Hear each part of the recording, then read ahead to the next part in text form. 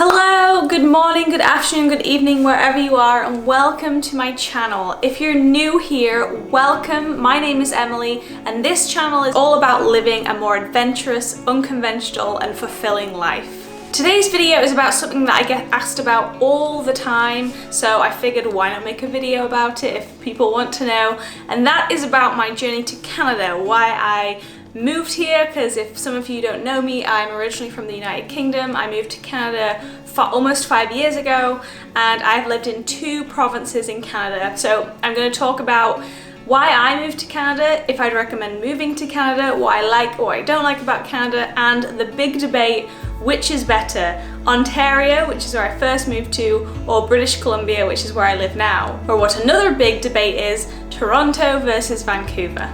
So, I'll start with why I moved to Canada. I'd always wanted to live in a country other than my own, so way back in 2015 I kind of did an eeny meeny miny mo of where I was going to live. It was very close between Australia and Canada, and I eventually chose Canada because it offered a better working holiday visa. You can get a working holiday for Australia for 2 years. You have to start with 1 year and then it goes on to 2 with farm work, but in Canada you get given, as a Brit, 2 years, and it is not restricted, which means that you can work for the same employer for the length of your visa. Originally, my plan was to move to Vancouver, but as some of you may also know, my partner is from a place just outside of Ontario, so I actually ended up going there first and staying there for longer than I thought I was going to. We first moved to Toronto in 2016. We were very torn between the East End and the West End, but we eventually decided on the West End because we felt like we kind of frequented more of the bars and restaurants and shops in the West End, and it was also closer to get to places like Niagara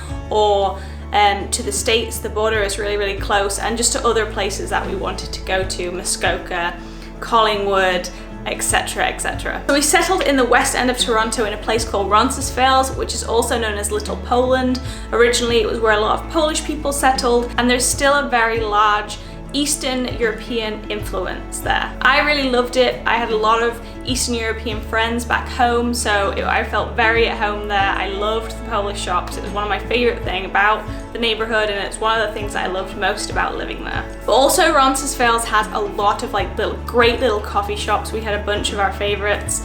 One of our favorites was a place called Extra Butter. If you're ever in the neighborhood, I'd highly recommend it. It's one of my favorite coffee shops still to date, and the staff that work there are so awesome. And it's also really close to Ossington and Dundas West, which was our favorite place in the city to kind of go out for dinner or drinks. We had a lot of friends there, which is why we decided to not only move there but also stay there. At the time, it was also one of the cheapest places to live. Toronto is notorious for its rental prices and house prices, so if you're looking to move to Toronto and you want somewhere cheap to live, I would not recommend the West End anymore. It's got very expensive. Most places in Toronto are very expensive, but if you look around, you can still find kind of basement apartments or little apartments that are maybe a little bit further out in places like Etobicoke or maybe further north.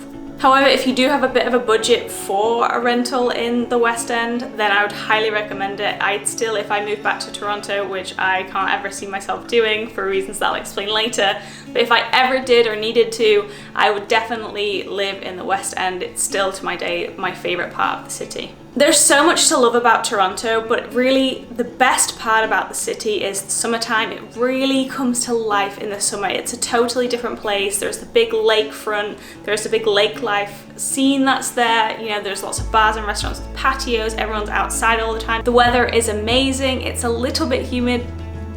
It's very humid, which can take some getting used to, especially when the weather is kind of like 25 degrees plus, but it is so lovely, and that was one of my favorite parts about the city. There's also a lot of street festivals in the summertime, so most neighborhoods have their own little street festivals, which we really loved. Dundas West was one of our favorites, and Roncesvalles had its own too. There are festivals going on. There is the Fringe Festival. There's always something going on in the summertime. Also, the cultural scene in Toronto is extremely hard to beat. There are art galleries, museums, theaters, everything that you could ever wish for culturally in Toronto. They have it. There are so many neighborhoods with so many different cultures. I think there's over 50% of the population of Toronto are actually born outside of Toronto or outside of Canada. I can't remember the exact statistic. So it is extremely culturally diverse. After the summertime, I think that was probably my favorite part of Toronto, because you just met people from all over the world and you could experience so many different cultures in this big warm melting pot of a city, and that's something that I absolutely loved. Now, moving on to the reason why I left Toronto, that is down to a couple of things, but probably the main reason why I personally couldn't live in Toronto for a long period of time, even though I was there for 3.5 years, so I guess that was kind of long, were the winters. The winters don't sound that bad on paper, especially when you get such amazing summers. But when you get -20 with wind chill, it is like a whole new experience to yourself. It is like nothing I've ever experienced before, and nothing I ever hope to experience again, although I know that I will, because I'm sure I'll end up in Toronto in the winter. Or Montreal, which is actually even worse. The second time I ever went to Montreal was in the wintertime, and it was -40 with wind chill, and honestly, I don't know how people in Montreal do it. I have so much respect for you. I personally don't like the winters anyway, and even though the winters in Toronto are quite sunny, it is so cold and you just don't want to go anywhere. Personally, I didn't even want to go anywhere ever. I had like the winter coat, I had, you know, a whole winter outfit, I had the winter boots, everything, and still I would find myself just hardly ever going outside and just really struggling in the wintertime. And the winters are really long in Toronto. They're like at least 6 months, and then sometimes you'll get the odd nice ice storm in like April, May time. So another one of the major reasons why not only did I want to move away from Toronto, but also move out of Ontario was the nature. So Ontario does have its beauty. It's on the banks of the Great Lakes, which are really, really beautiful, and there's Muskoka in the north. But for me, coming from the UK, it just wasn't as exciting as what, one, I had been used to already, and two, what I'd really expected and hoped from for Canada. You know, when you like Google Canada and you see the Rocky Mountains and you see Alberta and British Columbia, and you're like, that is the Canada that I want. And then you kind of got to Ontario and you're like, this is nice, but like, is this it? Ontario is always very extreme with its weather too. As I was saying, like in the wintertime it's very cold, and in the summertime it's really, really hot, and you don't really get much of that in-between weather, which is kind of my favorite place. So if you're an outdoorsy person like I am, then perhaps that is something that you'd want to consider. The hiking trails are really nice, but they're nothing too crazy, and for me, I found myself getting bored really, really quickly. Although there are a lot of great road trips and day trips, and it is really close to the States, and if you want to, you can drive to like New York City, which we did once, and that was really great, but it was like 9 hours, 8-9 hours, and it's not something that you necessarily do all the time. So points for Toronto is that the summers are amazing. It's fairly close to Europe, I guess. It's like, what, 6 hours from the UK, so that was always a bonus, and it was a direct flight, so it was easy to get home. It's close to the east coast of the United States, you can drive down there, and it's super culturally diverse. So why did I move to British Columbia? Well, British Columbia was the place that I always wanted to be. I had originally planned to move to Vancouver, and I had always had my heart set on living here. Now, as you may know, I didn't actually move to Vancouver in the end. I moved to Victoria, which is on Vancouver Island. Vancouver Island is just off the coast of Vancouver, but it's actually a little bit closer to Seattle than it is to Vancouver, I think. When we were deciding to move to British Columbia, we did look at Vancouver, but again, like Toronto, Vancouver is notoriously expensive, and we were just not into city living. I'm from a place that is in the north of England and quite small, and bustling big cities was kind of exciting at first, especially in Toronto, but I kind of got tired of it quite quickly, and I didn't really want that. I wanted somewhere where I could be close to nature, where we could go on day trips really easily, where we could walk to awesome hiking trails, and for me, I really just wanted to be able to walk to the ocean. So we ended up coming to Vancouver Island, and honestly, I have all of the good things and hardly any bad things to say about it. I guess in a way, just because of the weather and things, I'm a little bit biased and would say that British Columbia massively trumps Ontario, but it also depends really on what your priorities are and what you like to do in your free time. If, for example, you're big into concerts and theatre, perhaps Vancouver Island or even Vancouver isn't the best place for you. Maybe Toronto is the better place for you because it does have more of those things. And when we were in Toronto, we often frequented the theatre. Of course, the theatres are very expensive, so, and concerts are too, so, and sports games and things like that. So if that is your thing, then perhaps Toronto is your go-to place. But for me, I was more interested in nature and outdoorsy stuff and being close to the ocean, which is why I personally prefer British Columbia to Ontario or to Toronto. I also prefer Vancouver to Toronto. I just prefer the city. I think that it's so much more manageable, it's so much more beautiful. I just feel happier when I'm in Vancouver, even though people go on and talk about it, that it rains a lot. I personally, being a Brit, don't really find that really affects me too much.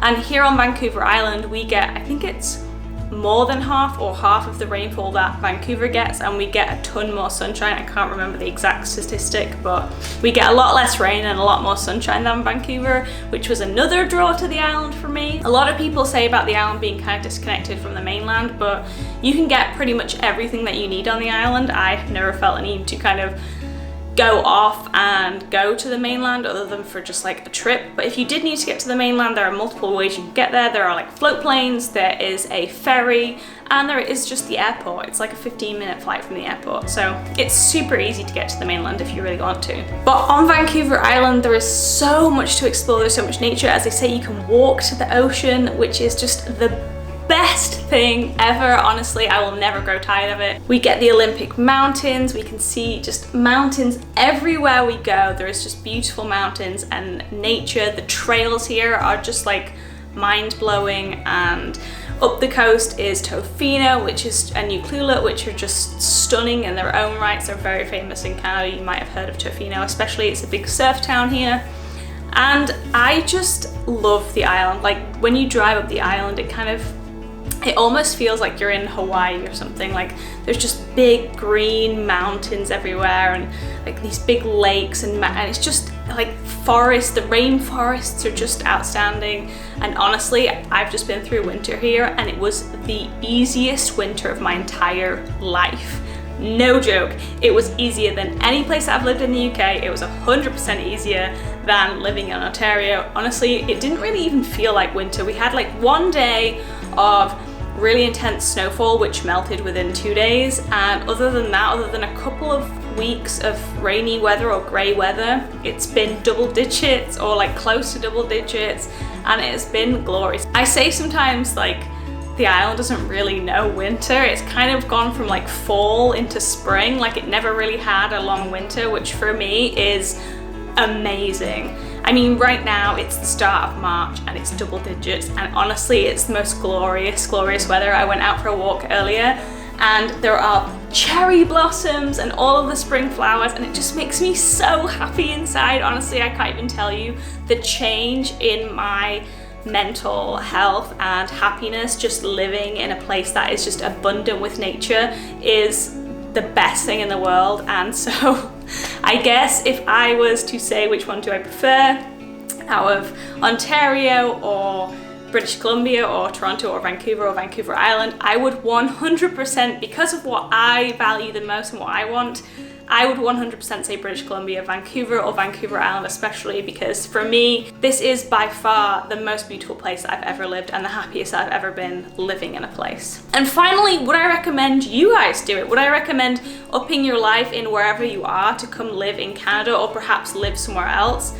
And to that, I would ask you, if it is on your heart to move somewhere, if you're thinking, I would really like to move abroad, I would really like to see what it's like, I'd love to have that experience, then I would 100% say yes, because you regret the things most that you didn't do. So if it is on your heart and you're thinking to yourself and you're questioning, should I do it?